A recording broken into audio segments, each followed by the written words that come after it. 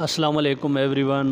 आज मैं आपको पाकिस्तान की सबसे बड़ी ब्रेकिंग न्यूज़ देने जा रहा हूं, जो कि पिछले 2.5 माह से दुआ ज़ारा का केस जो ज़ेरे समाअत था और उसके वालिदैन जो है उन्होंने ये रिक्वेस्ट की थी अदालत से और सुप्रीम कोर्ट ऑफ पाकिस्तान से और सिविल अदालतों से कि दुआ ज़ारा की उम्र जो है 15 साल है, डॉक्यूमेंट के मुताबिक जो उनके पास डॉक्यूमेंट मौजूद थे।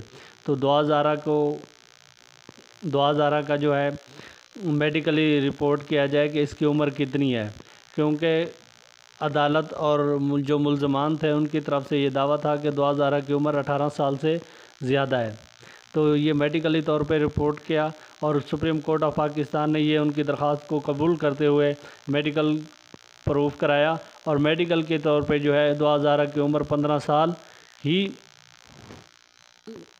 निकली है, जिसके मुताबिक दुआ ज़ारा की अब उम्र 15 साल है, जो कि उसकी निकाह की भी कोई कानूनी तौर पे शरअन इजाज़त नहीं है। अब ये दुआ ज़ारा के वालिदैन की तरफ से, उनके वालिद की तरफ से एक जज्बाती बयान आया है, वो सुने। उनकी उम्र 15 साल है, वो ख़ुद बता रहे हैं, ये सुने जी। अस्सलाम वालेकुम उज़्मा, आपकी दुआएं जो थी वो रंग ले आई हैं। आपने बड़ी मेहनत की है इस केस के ऊपर।